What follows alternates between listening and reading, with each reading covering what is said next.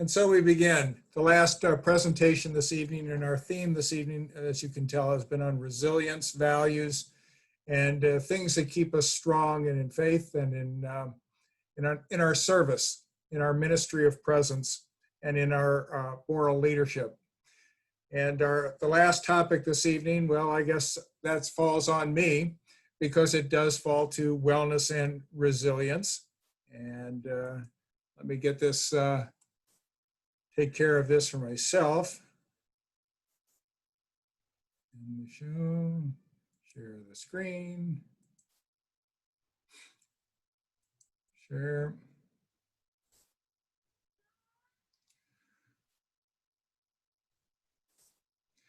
All right, hopefully everybody does see the screen. Wellness and resilience in the Civil Air Patrol and our presentation this evening. If you haven't guessed what the real underlying goal of all these presentations is to give you access to all the people who are doing things in our chaplain corps, for our chaplain corps, or leading our chaplain corps. This was intended to really give you the opportunity to ask questions of why are we doing what we're doing, how are we doing it, and perhaps to make some suggestions or look at ways in which you can make contributions in the future. One of those programs that each and every one of you is going to be an influencer in will be the Wellness and Resilience Program in the Civil Air Patrol. So wanted to just take a few minutes to talk to you about the very brief history, talk about the National Task Force, talk about the 5 pillars of wellness and resilience, which many of you are probably by now experts in, and that's a good thing.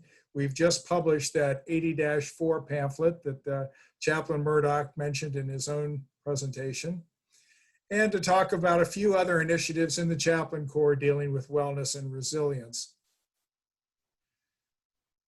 Starts back in 2016 in September, September being National Suicide Prevention Awareness Month. That actually was our very first national character development lesson on suicide awareness, initiated by the Chaplain Corps. It was done, quite honestly, with a bit of resistance from the critical incident stress management folks. They weren't sure that the Chaplain Corps was playing in its lane very well. In fact, some senior leaders at national headquarters were seriously concerned that the Chaplain Corps was out of its lane by taking on suicide prevention. There were some steps taken during that time that I'll talk about later on that laid the foundation for where we are right now. Fast forward 2 years, April of 2018, multiple cadet suicides in that spring prompted the need for a national task force response. General Smith had just taken over the reins and was seriously concerned about the need for a national multidisciplinary task force. And in late June of that year, just 2 months later, Chaplain Satgas sat down as the lead chaplain, one of 7 to actually be part of that national task force. I actually happen to be the second chaplain, and we'll explain why that happened here shortly. By the end of June, the goal was to somehow come up with a plan, some plan to look at trying to reduce the number of suicides in the Civil Air Patrol. At the table, besides the Chaplain Corps, were the Director of Health Services, the Director of CISM, Director of Cadet Programs, Director of Operations. The National Commander kicked it off, and it was all under the command of at that time, the Middle East region, now Mid-Atlantic region, former Commander, former Commander, that would be Colonel John Knowles. Things moved very, very rapidly at that time. by August at the national conference, the national commander was briefed on what was to become the CAP 5 pillars of wellness and resilience. And just 30 days later, the first combined national character development lesson was followed by the first Wingman Support Day of October. And a new paradigm was born in the National Civil Air Patrol. So the task force was created to identify resiliency and suicide prevention and solve that problem, or at least begin to mitigate the problem. And the task force's charter was to focus on efforts that produce a plan and a program to support the members and the families. As I said, here was the task force. At that time, Chaplain Satgast was the senior chaplain. Now with Chaplain Satgast stepping down, Chaplain Murdoch has assigned his director of plans and programs, Chaplain Jay Hughes, to be the senior chaplain on this particular national task force. Also joining was Major Knowles, who just happened to be Colonel Knowles' daughter, but she is a trained physical specialist and wellness, has master's degrees in wellness and various other programs, and was actually hired on by the cadet program as a consultant to the national cadet programs. In the background, as I said, in 2016, some things happened. And one of the ways in which we use social media to actually create the first national character development lesson on suicide prevention, and to use that in a character development forum, was that I took some of my really great people in the Virginia wing who were very talented, and folks like Reggie Burgess, who PhD in pastoral counseling, number 2 in the National Pastoral Counseling Organization, taught pastoral counseling at Loyola University.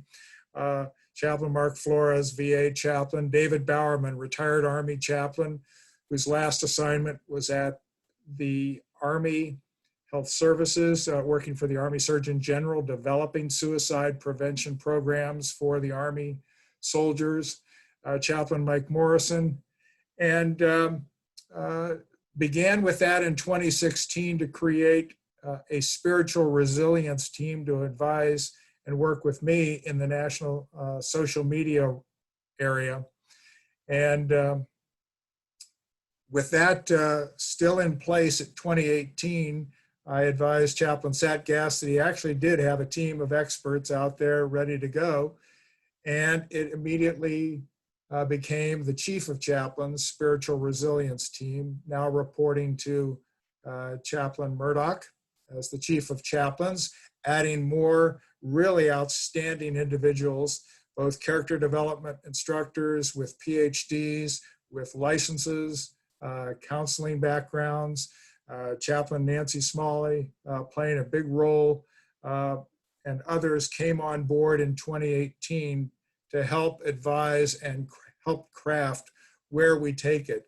This team helps give the credibility to the Chaplain Corps to play in and actually provide expertise that is not available literally anywhere else in the Civil Air Patrol. And it is an incredible team to be working with. And in fact, each and every one of you in this course, if you have a background in pastoral counseling, a license in counseling, you would like to contribute to this pool of individuals who will help advise the chief on matters of spiritual resilience and other emotional needs, and for our members, please let me know, send me an email and advising me of your background, and we're more than happy. There are no limits. This is open to as many as want to participate. A quick, at the time, as we were trying to craft what this was going to look like, it had to come very, very quickly. The definition of wellness and resilience. One of the phrases that I learned in a military background from the ordnance disposal people is to learn to live at the left of an event. And I kept scratching my head trying to figure out what it meant to live at the left of an event. Well, this is the definition. The idea is a timeline going from the left to the right. You want to live in the area of wellness. If the bomb blows up, that's the crisis, and you don't want to be to the right of that after what follows on the timeline after the bomb blows up. So hence, the idea of living in wellness was to live on the left in a prevention mode, take preventative steps and proactive steps to build wellness in our members to try to avoid the crisis event. But even if we missed it and a crisis event happens, to provide the skill set on the right to return back to living back in wellness. And again, this is a draft from early in 2018 as we were trying to define what it is we were trying to do. The pillars of wellness didn't magically appear. At the time, 2018, the comprehensive airman fitness program was taking place, a new thing in the Air Force. It had 4 pillars, and you see them here. This is actually from the retooled Air Force AFI that just happened just last year. And you see how the 4 pillars and what they called tenets, just areas that were going to influence how those 4 pillars were going to provide resilience. And the whole emphasis in this point was for resilience. Wellness was not addressed, is not, and still not addressed specifically in the Air Force instructions, but this was the Air Force's. At the time that this program kicked off in CAP, I happened to be at the Virginia encampment taking place at a National Guard base and was very aware of what the National Guard program is. They don't use 4, they use 5. And they broke out family as the 5th pillar. In fact, during in-processing briefing to the Virginia encampment there in 2018, I actually described to all the parents during the in-processing how the encampment experience was going to build resilience, ultimately in their cadets. And by the way, as family members, they were going to have to play a big part in their cadet fitness as well. The light bulb went on in the parents, and I took that experience back to the National Task Force with the appeal to please let's go for 5 pillars because we have cadets and we don't have our cadets very often, as often as our parents do. Let's appeal to them for 5. It was immediately adopted, and so CAP went the way of the National Guard and went from 4 pillars to 5. And this is the diagram from the new 80-4 pamphlet, Wellness and Resilience, Handbook for the Civil Air Patrol, 5 Pillars of Wellness and Resilience. 20 tenets, we call them habits, make up the activities that support 5 specific pillars. And when we drew it up, we drew it up based on, you see at the very bottom of the slide, General Smith's kind of his motto. It's more like his motivating phrase, one Civil Air Patrol excelling in service to our nation and our members. Taking that phrase and actually building that into a graphic is what ended up as our model of the 5 pillars. On a foundation of one Civil Air Patrol, all 5 pillars support an individual member, which is the post across the top, and resting on an individual member is the mission. In this case, excelling in service to the nation, excelling in service to the members. The foundation, the pillars, and the capstone, and the pun was very much intended when we called it the capstone. And the idea is, while this is crafted on General Smith's phrase, it is not dependent upon General Smith. Once he leaves office, this 5-pillar model will still exist. The missions on the top, the triangles, may change a little bit depending upon what the vision of the next commander will be, but it will still be 5 pillars supporting a member who supports the mission. And one of the unique things we did compared to everybody else, not the National Guard, not the active duty, or anybody else, is that we changed the names of the pillars to something more physical. We needed 12-year-olds to remember what in the world they're talking about. So we felt it was better to give them something physical, tangible: the mind, the body, the relationship, the spirit, the family, as opposed to mental, physical, relationships, spiritual, and familiar. Those terms didn't have quite the same resonance to a 12-year-old as something they could tangibly see or touch. That's the first unique thing that happened, and it happened rather serendipitously, as an aha kind of moment just before presenting this to General Smith. But it's important that this is the overall graphic. The idea is in 2018, we had our cadets begin to draw this graphic. You've used it several times if you've been around for several years, since 2018. And here, let's go through just a couple of things. I'm sure many of you know what these habits are, but the pillar of mind that we did in 2018, in my attempt at trying to be creative, trying to create acronyms for everything that were easy. The first one was easy. That's LEAD, the idea of learning, never stop learning.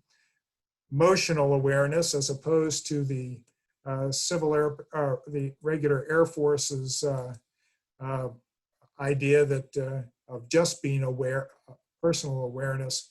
The idea in the Civil Air Patrol is we want our cadets to be emotionally aware, it's okay to be an emotional person. It's okay to feel emotions. We needed to develop the attitude that having emotions are okay. We want our cadets to know that they feel something, and we don't want them to suppress it. We do want them to learn to respond appropriately to each and every emotion that they feel. Emotions are okay. Suck it up, buttercup is not an appropriate phrase to use in the Civil Air Patrol. And I know that a lot of us have heard that phrase from other senior members up there. So, but no suck it up, buttercup, okay? Let's recognize that our cadets do feel.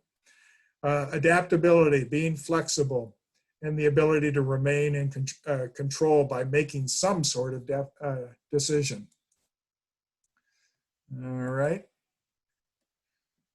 Refiner came up as the acronym on the pillar of the body, and which we are still in right now. As you know, we've now gone to actually adopting a pillar a year in terms of activities, and this was the 2019 September presentation, was on the pillar of the body.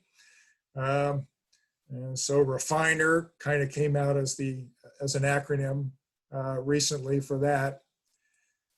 By the time we get to relationships, I've burned out and I can't think of any more acronyms. So here's the challenge to you for the next 3 pillars. 100 cool points to anybody that can come up with a good acronym out of each one of these pillars, please. So let's put your creative skills to task. But the pillars of relationships, we talked a little bit about them in the very special resilience program we had in May, I think it was. The idea of communications, the ability to reach out to others and share. Trust through connectedness by sharing our needs and concerns. Social support, making sure that our cadets definitely have one individual to reach out to in crisis. And teamwork. Some of these you see actually have become virtues in the character development lessons. Things like teamwork was actually one of the virtues itself. So our character development wizards have looked at some of these and brought them into individual virtues as well. And while I may talk about cadets for the September lessons, realize that these 5 pillars actually belong to every member and every family member of the Civil Air Patrol, the greater Civil Air Patrol family. This is our paradigm for talking about being in wellness, living in excellence, which is our definition of being in wellness, is living in excellence. And it belongs to every group that is part of the Civil Air Patrol or connects with the Civil Air Patrol. Pillar of spirit. The Air Force right now actually had values as its tenet, and it's now gone to core values, really hitting home the idea that the core values are the basis for this particular pillar. But their chaplain corps doesn't play the same role that ours does in terms of these pillars. So we wanted to keep the idea of values because faith is a very strong place where our families teach values and where our cadets get values. So we wanted it to be a more broader definition of values rather than just focus on the core values as the Air Force itself did. Perseverance, grit, a very important quality that from the very beginning of the Values for Living 2.0, it was one of the motivating virtues that we wanted in our cadets was this idea of grit. In fact, the Air Force Academy's leadership asked Civil Air Patrol Chaplain Corps to really focus in on developing future Air Force Academy cadets with grit because they felt like the newer cadets coming in just didn't seem to have the same amount of grit as those who came before them. Perspective, how do I see the role of change and hardships in my life?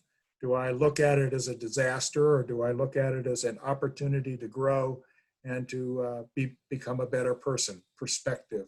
And finally, purpose, another great opportunity for faith to play a role if faith is important in the life of our individual cadet or chaplain or our senior member. So, and the final one, of course, is family. And we're going to spend an extra minute here because there's a little in here that's not in the pamphlet but was crafted in there deliberately.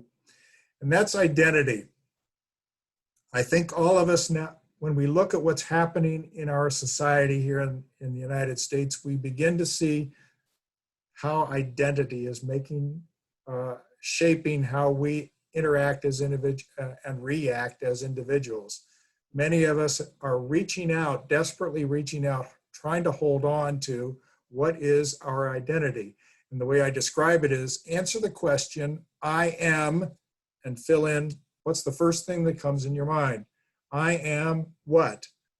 And usually that will be the foundation of your identity. What is it what is it that gives you a name, a label, a something that you can hold on to?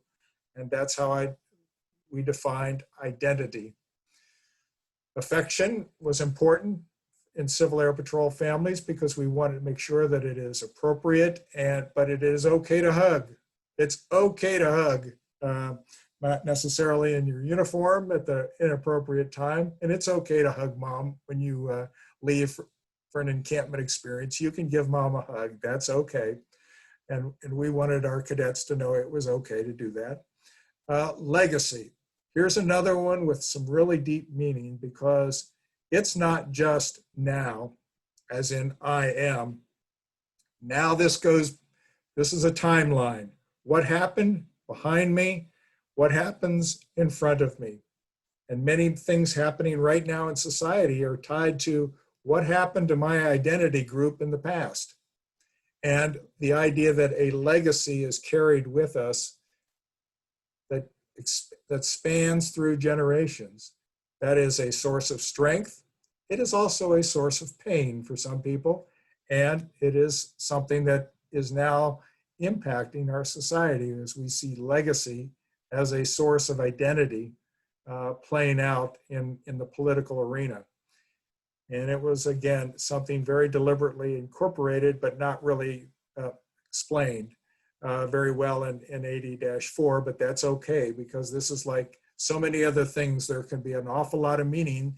And for some of you in the future, you will recraft or retool 80-4, and you can add some of these or your own interpretations of some of these individual habits.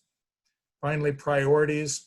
We needed our senior members to realize that they had to take care of their families first before they were going to be able to do volunteer service. We needed our cadets to realize that their families were their priority before they moved on and actually were able to make sure that they were connected to their families for that sense of strength, and because their families really did have them for much, much, much longer than we did in Civil Air Patrol.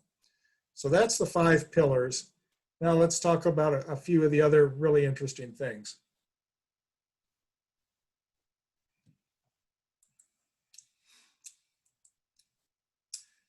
One of the other very, very unique things that the Air Force didn't do, National Guard didn't do, what you see and what you have seen there in the 5 pillars was based on an individual. But what about a unit? What about a group? Well, this is how we represent it in 80-4. Kind of like the Parthenon, for those of you that are into Greek architecture and you know what it is. And there's a really, really important core value that's demonstrated here, and that's the core value of respect. And let me explain why. Obviously, the top left is the individual member view, 5 pillars holding up a CAP member. Right below it, though, is what a unit looks like underneath the mission.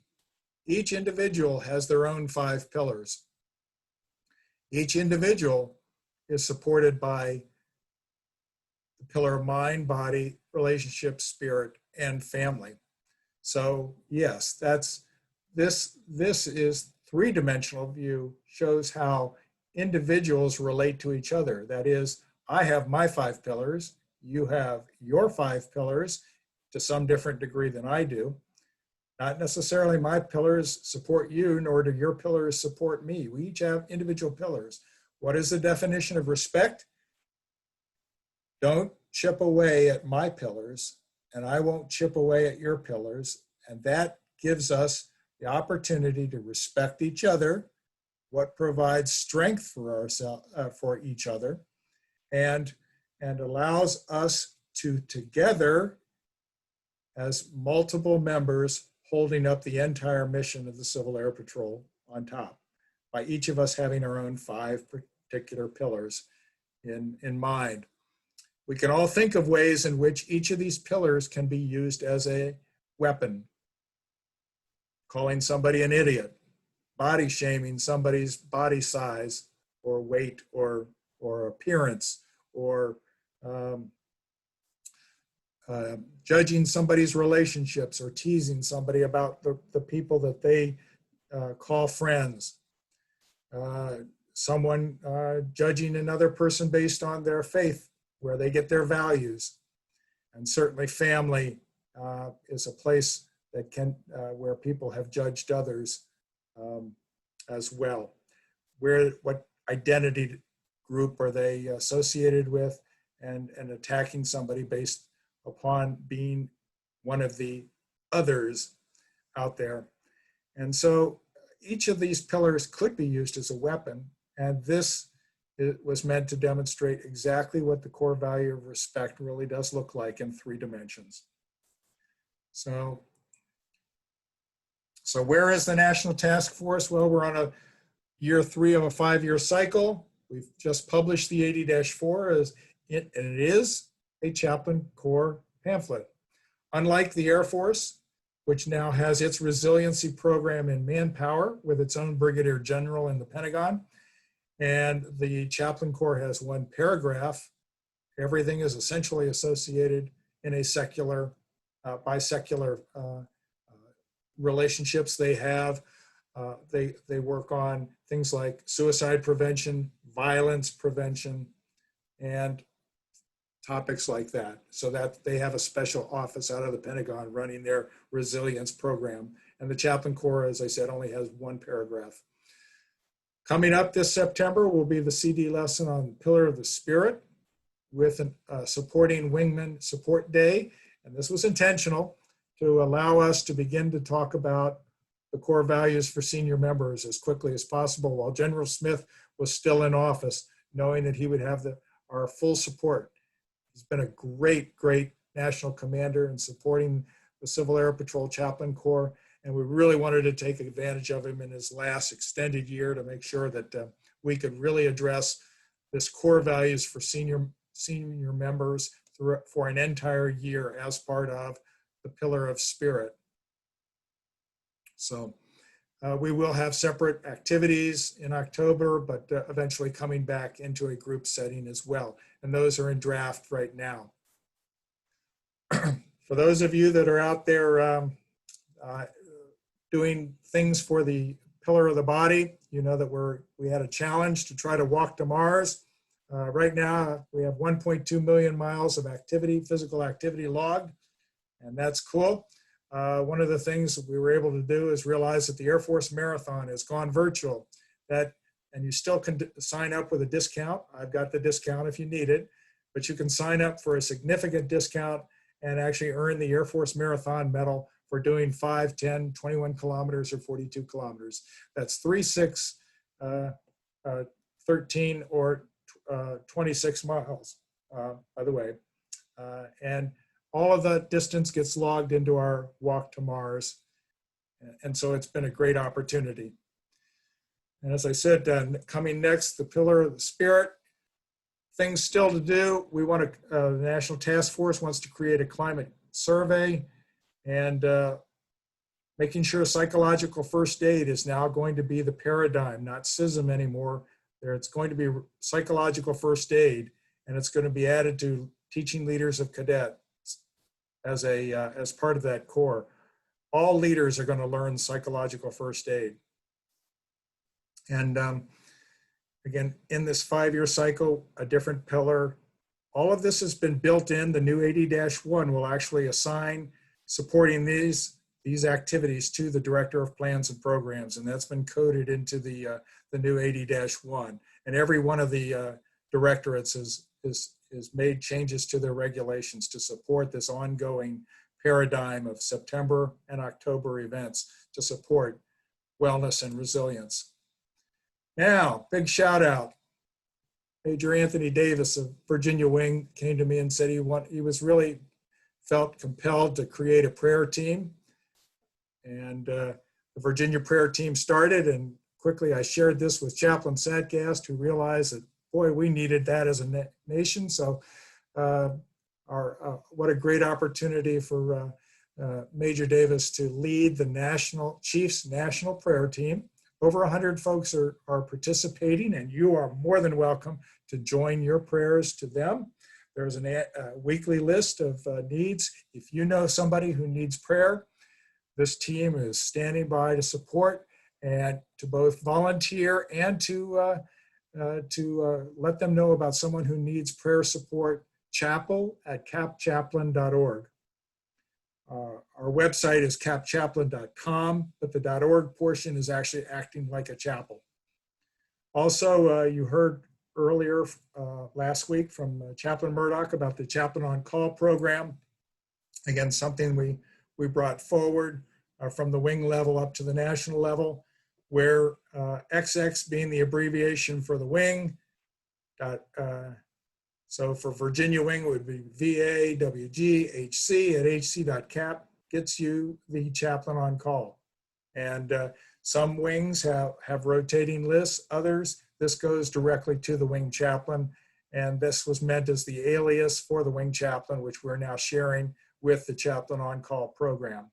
There is a vision to perhaps even create a more professional on-call, call-in service, but we're still looking at the liabilities for the national office to actually be providing medical and psychological and care over the telephone. So there are some ifs to that idea, taking it outside of the wing and building a more on-call sort of scenario. For now, it stays within each wing. Each wing knows the local laws and counseling and has different confidentiality rules.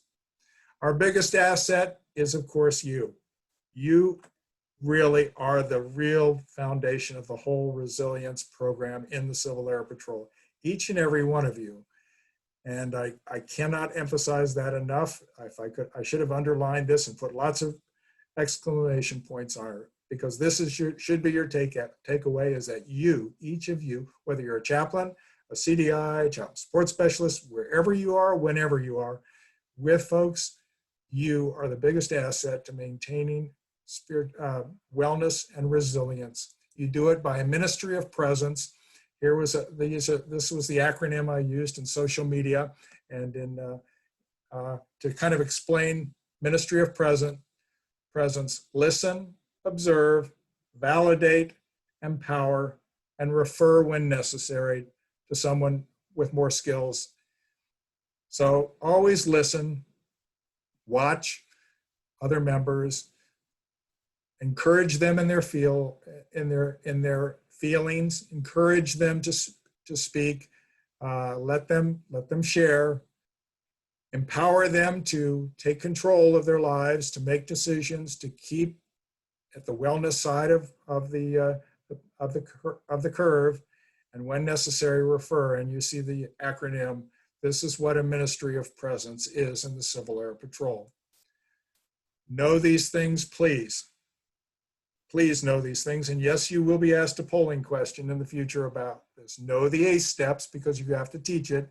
Ask, care, escort when it comes to suicide prevention. This is your primary method to deal with someone who you feel is in crisis. Ask them, are you going to hurt yourself? Stay with them and provide a change. Care for them. Give them a blanket. Move them to a safe location. Give them a drink, and escort them to someone with greater skills, either to a chaplain, to a medical authority. Call 911. Do whatever you need to do to escort them, but never leave them from that point forward. Ask, care, escort. That's what we teach in my encampment experience. That's what we're teaching our cadets every September. The National Crisis Hotline, know it, please. Put it on speed dial in a crisis. 273-TALK or 8255, 273-TALK. And know the crisis text line. Again, knowing these three things are your primary contributions to supporting our members who may be in particular crisis. Well, that brings me to the end. We have a few short minutes, 8 minutes for questions. How can I serve? Let's start with Jessica, if you would want. Okay. Thank you, sir. All right, our first question is, can CDIs contribute to the crisis program as well that you mentioned early in the program? Absolutely. We have CDIs who are part of the Chief Spiritual Resilience teams. If they have a credential or a degree in pastoral counseling, or again, a graduate level degree in some form of helping individuals, we really do want to add your skill set to participating in this. Every CDI, every chaplain will support in September and October discussions directly. And as I said, 365 days a year, you are contributing by just having a ministry of presence, by being with our members, watching what's going on in their lives, being available to talk to, and listen to our members, because many of them have something that they need to share and they're looking for somebody to listen. Wonderful. We also have a lot of questions asking about the information for the Air Force Marathon, a link to find more information on that. Can we provide that in the Moodle? We could do that, but we can put that in Moodle, or I'll just send out an email to everybody about the Air Force, signing up for the Air Force Marathon. Really cool medal. And it's the same medal regardless of what distance you walk, and you can walk it, you can run it. You just anytime between the 1st of September or the 30th of September. In fact, the Walk to Mars has been extended. It was supposed to end at the national conference. It's been extended to the end of September to allow all our members who want to participate in the Air Force Marathon as kind of a final, really big, something you get to put around your neck, a really big medal for a world-class event, truly a world-class event that usually takes place in Dayton, but it's virtual this year, so we get to literally encourage your unit members to go out there and walk with proper social distancing and earn this really cool medal. Boss, could you give us the URL to go to, and I'll put it in Moodle right now? Absolutely, and it's I think it's airforcemarathon.org. You can sign up in the last in a previous prompts newsletter. There actually was the code. The code is, if you want to write it down, AFMCAP 2020, and that gives you a 15% discount on the registration, which is the best deal that they give, actually. AFMCAP 2020 is the 15% code. And that's on the Moodle, or will be within about 15 seconds. Very good. Thanks. All right, and then we had a question about a specific situation that had occurred. There was a squadron where a young cadet was of a faith that did not allow her to wear pants. As a compromise, she was willing to wear shorts under her Air Force skirt during field training and PT activities. The safety officer unfortunately felt that that wasn't a suitable option, and they ended up losing several families and 6 cadets because of the incident. How can squadrons and CDIs and chaplains address this and help to alleviate these concerns? Wow, that should be another topic, and I think we may have 30 minutes out here in the future that we need to talk about religious accommodation and really have a good discussion about it. With 3 minutes left in our class, I'm not sure I can do justice to that. So how about I make a promise to you, we're going to carve out 30 minutes to talk about the process of religious accommodation for our members out there. Great. The other questions that I have are on that same topic, so I think that would be perfect. All Chaplain right. Williams, do you have any questions in Moodle? Continue if you would, my dear. I'm sorry, that was inappropriate. Continue if you would, Captain. No worries. I think that's all of the questions that I see in the chat so far. All right, well, we've only got 3 minutes left, so how about I stop the recording here. Thank everybody for listening and participating with your questions. I'll go out into the Moodle world and answer any more that you might have, or I'll look through the chat and see what I can do to answer as many questions as possible. We will have a session on religious accommodation. It really is critical for us to talk about it here. So